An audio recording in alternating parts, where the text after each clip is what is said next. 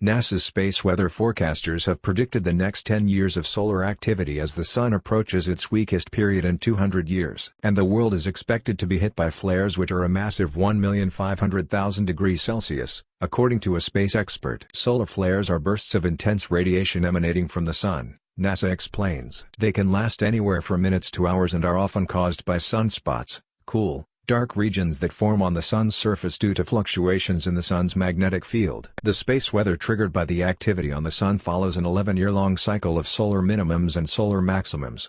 During solar minimums, activity on the Sun's scorching surface drops and sunspots and solar flares are less frequent. On the other hand, when the Sun reaches its point of maximum, hundreds of sunspots can erupt on the Sun and unleash jets of energy at the Earth. According to NASA, the Sun is now approaching its next cycle, the weakest it will experience in 200 years. NASA expects the next cycle to start in 2020, followed by a solar maximum in the year 2025 which could see flares with temperatures of up to 1,500,000 degrees Celsius lash out into space.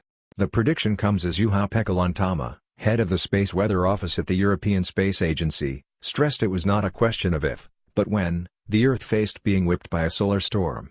Mr. Lantama said, "Nobody's even tried to do an estimate of the worldwide cost. If there is a major solar eruption, the whole world will be impacted." He explained, "Our Sun may be nice and quiet looking, but it's actually not. We have these things called energetic solar particle events whereby protons and electrons are ejected from the Sun and approach the speed of light. When they hit satellites they can cause malfunctions and even destroy the satellite electronics. It is widely believed solar storms are one of the biggest threats to mankind. They can cause massive problems for power supplies, triggering blackouts that could prove fatal.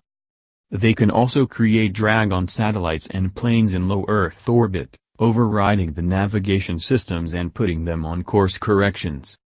A huge solar storm buffeted the Earth in 1859. And one the same size today would ravage our modern society as it's so dependent on technology. Anxious space experts have previously warned the public have no idea of the danger they are in.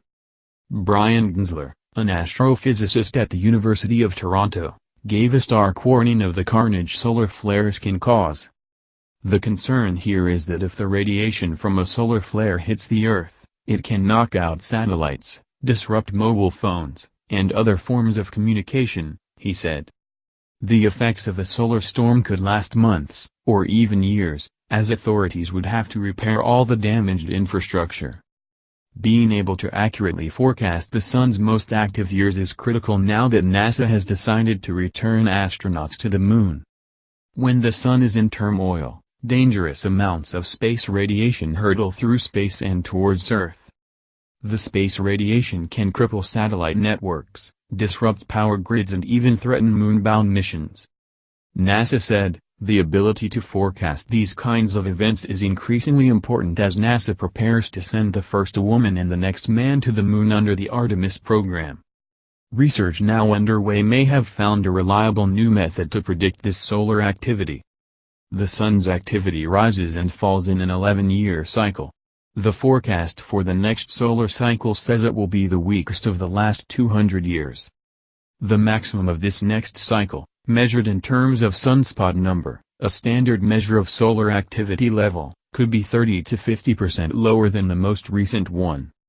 The results show that the next cycle will start in 2020 and reach its maximum in 2025.